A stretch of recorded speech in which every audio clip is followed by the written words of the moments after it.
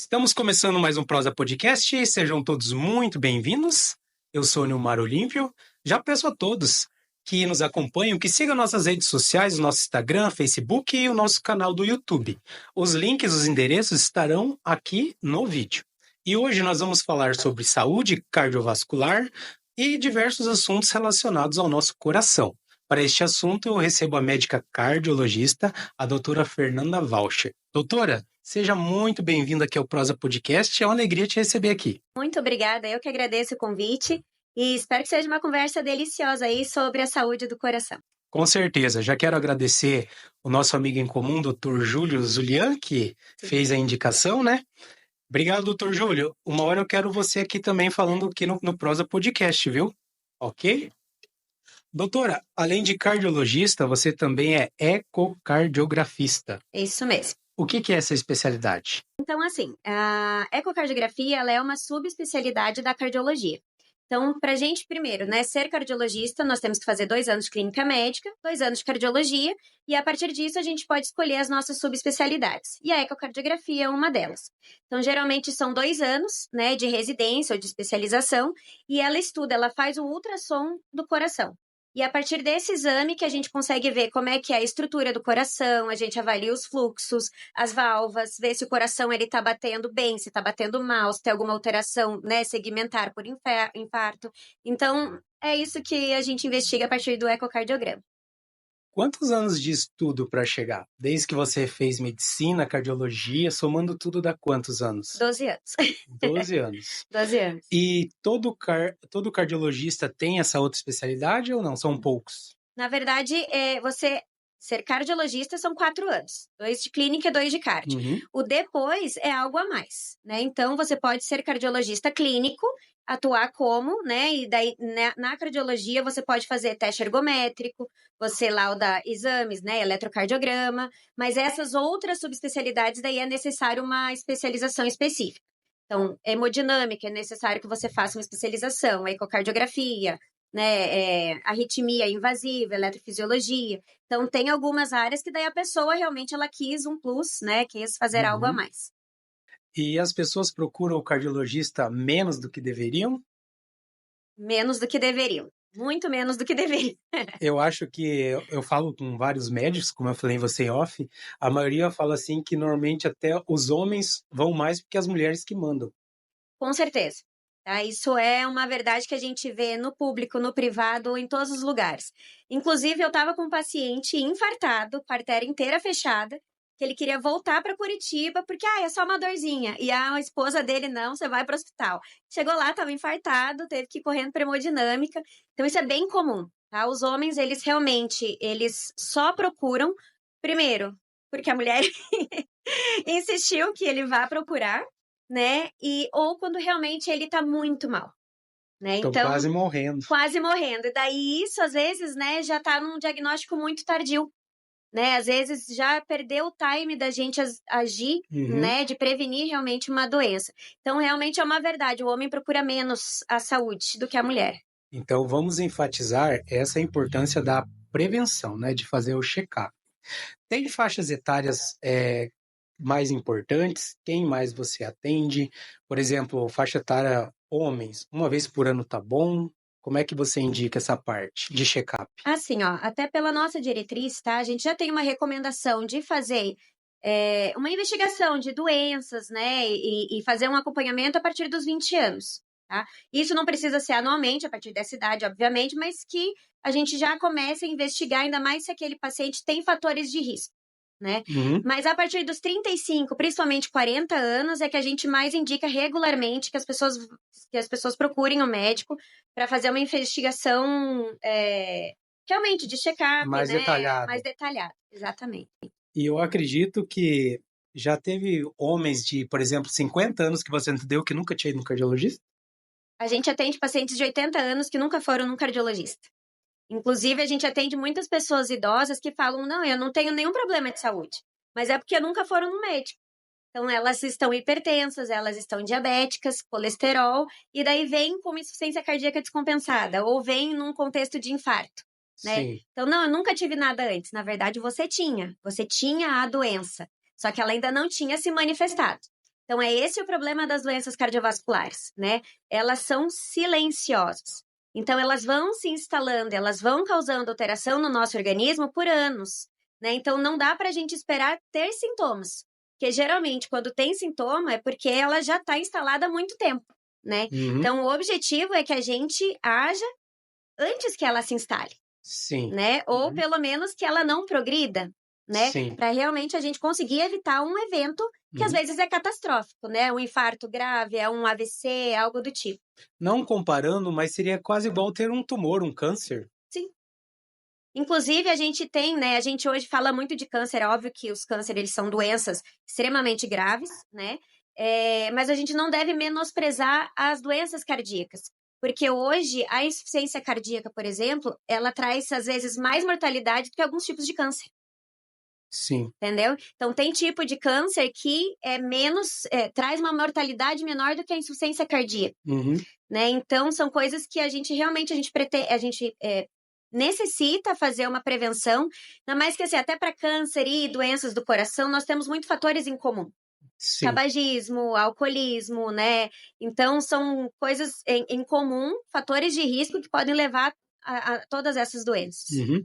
E os principais exames ali, começa com o eletro, quais os exames que temos hoje e o avanço da tecnologia também, né? Os exames básicos e os mais avançados. Então, em primeiro lugar, né, a nossa consulta, ela sempre deve priorizar a anamnese, uma boa anamnese, né? Porque é a partir dela que a gente vai avaliar se eu tenho necessidade de fazer mais exames complementares ou não, certo? Uhum. Então, é claro que uma anamnese bem feita, um eletrocardiograma, para alguma faixa etária, às vezes é o suficiente.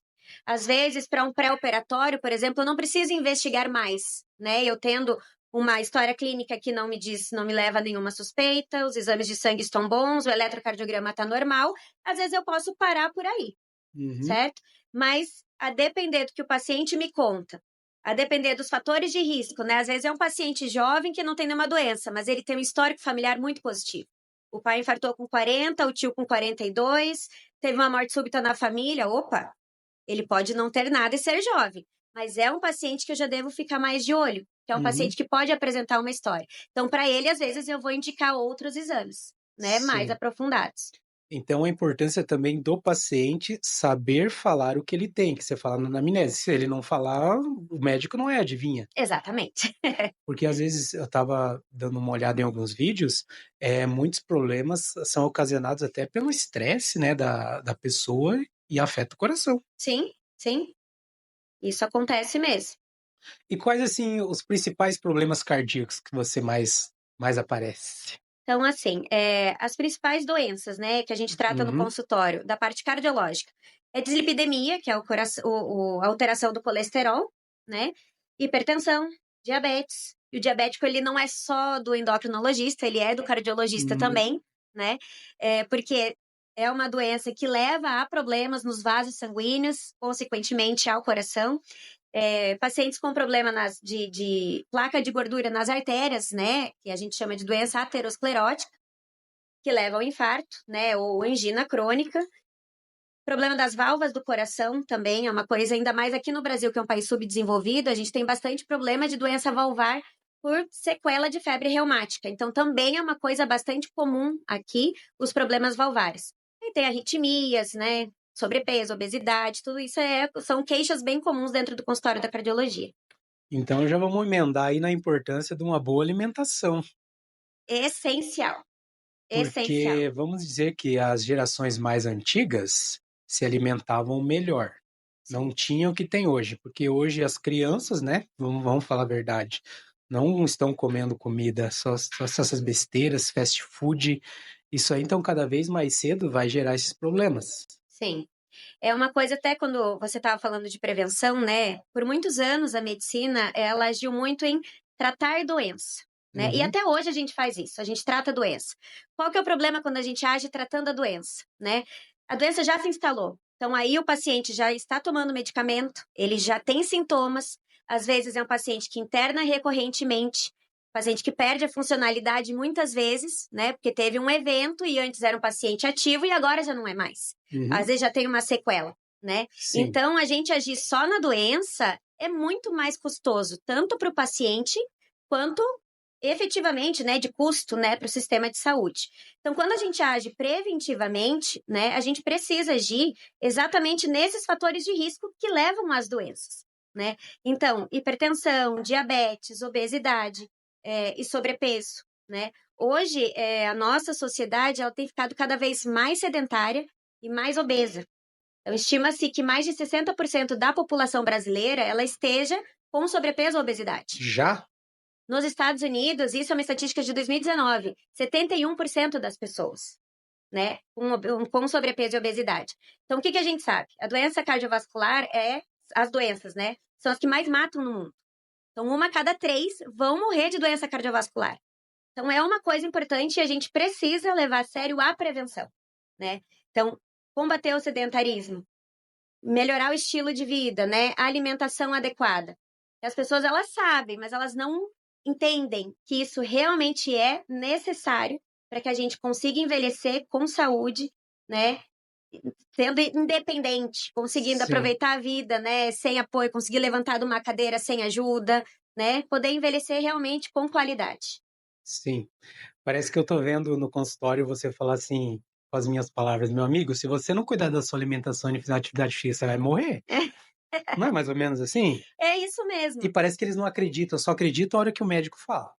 É. E às vezes até porque, assim, tem gente que já me falou assim, mas doutora, eu gosto de beber, eu gosto de fumar, eu quero curtir minha vida, e se eu morrer com 40 anos, pelo menos já aproveitei. O problema é que às vezes você não vai morrer com 40 anos. Às vezes você vai ter um problema grave e vai ficar com uma sequela daquele problema, Uhum, né? Então, sim. às vezes você não morreu do infarto, mas você ficou com uma insuficiência cardíaca gravíssima, que te leva a cansaço, os mínimos esforços, a internação recorrente. Então, o teu estilo de vida depois ele fica acabado, Uhum, né? Ah, eu não quero tomar remédio porque eu não gosto. Daí acontece alguma coisa e a partir daquilo você tem que tomar 4, 6, 8 medicamentos por dia.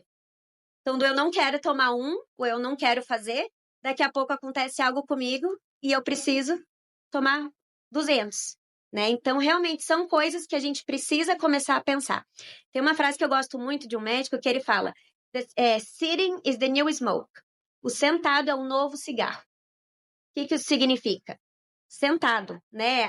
O sedentarismo, uhum, ele significa o quê? É aumento da morte, é aumento de mortalidade, né? De sim. morbimortalidade. A gente precisa pôr o nosso corpo para movimentar, fazer atividade física, se alimentar direito, ter uma boa noite de sono. Isso não é papo de coach, né? O papo de médico chato. As pessoas geralmente não gostam quando a gente fala isso, mas é a verdade.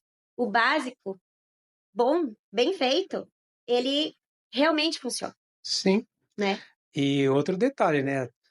Você vai pedir para o paciente começar a fazer atividade física, não é sair correndo, fazendo 10 quilômetros por dia, que é o que a maioria faz, né? Muito, como eu falei para a doutora, muitos praticantes de atividade física nos acompanham, então você tem que saber também procurar agora o profissional da área de educação física para fazer uma leitura desse paciente, desse aluno, se ele tem sobrepeso, como é que está a vida dele, como é que está o coração dele para começar uma atividade física. Muitas das vezes que acontecem essas mortes súbitas, né?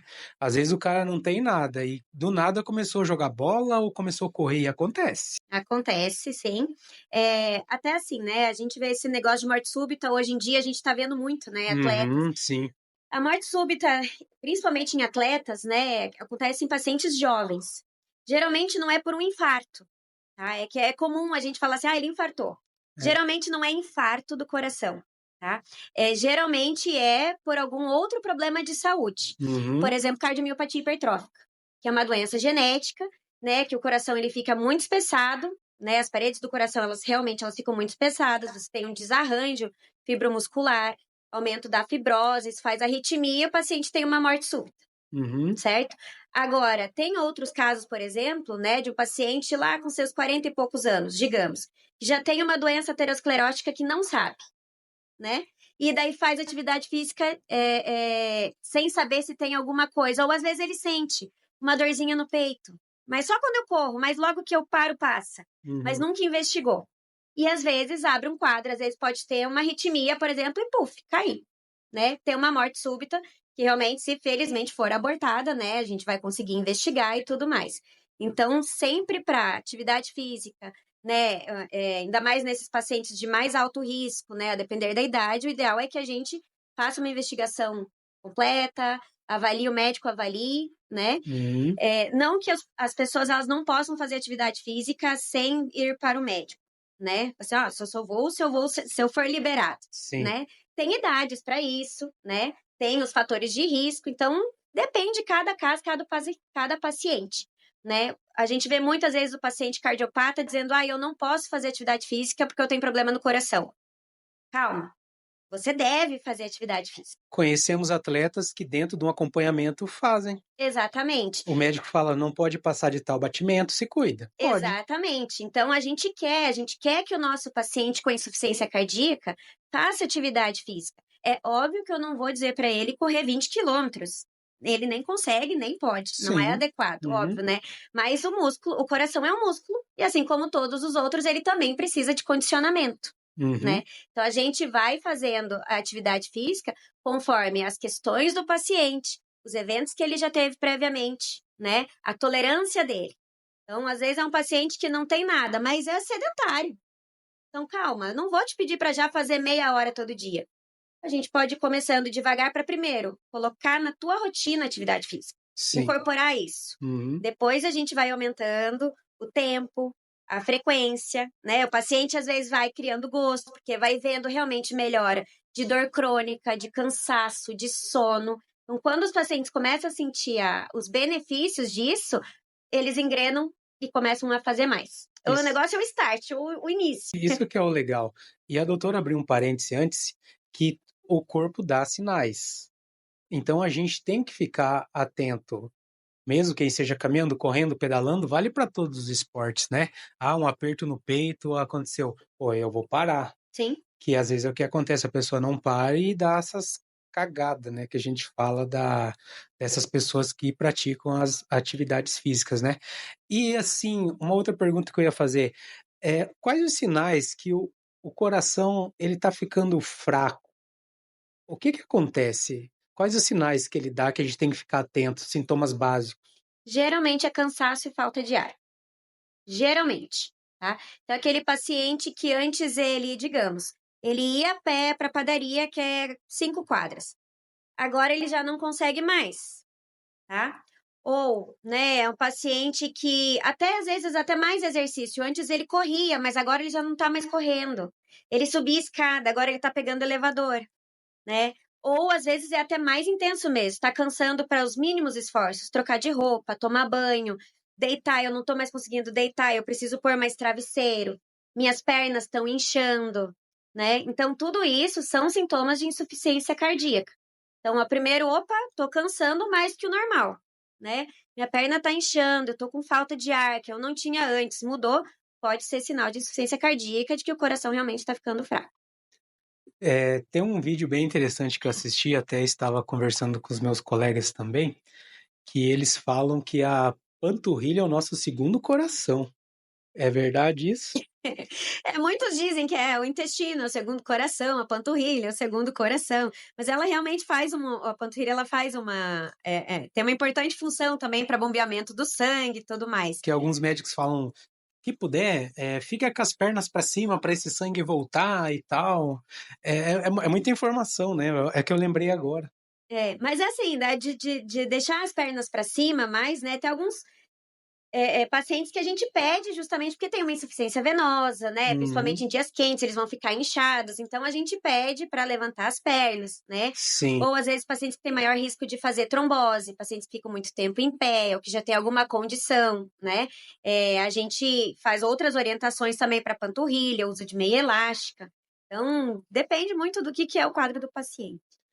Falando novamente ali da questão da atividade física, seja caminhada, corrida, é, daí conforme vai passando o processo, que a pessoa vai começando a caminhar, correr, pedalar, até ser um atleta amador, um atleta profissional, esse coração, como você falou, ele vai ficando forte, as paredes vão ficando mais grossas, é assim que funciona o coração? Assim, ó, conforme você vai fazendo, né, mais atividade física, o coração ele vai se adaptando, né, a essa sobrecarga, digamos assim. Você que faz academia todo dia ou que corre teus 5 quilômetros e coisa e tal, não vai ter uma grande alteração, tá? Você pode ter, óbvio, algumas alterações, por exemplo, frequência cardíaca. Geralmente, quem é muito bem condicionado tem uma frequência cardíaca mais baixa, Bem mais né? baixa. Atletas de ponta, geralmente eles têm uma bradicardia mesmo, frequência de 40, Porque é né? muita oscilação, né? Vai muito em pico e volta, né? Esse trabalho cardíaco todo, né? Em E não, treino. e não só isso, é porque ele não precisa de uma frequência cardíaca muito alta, porque o coração dele bate muito bem.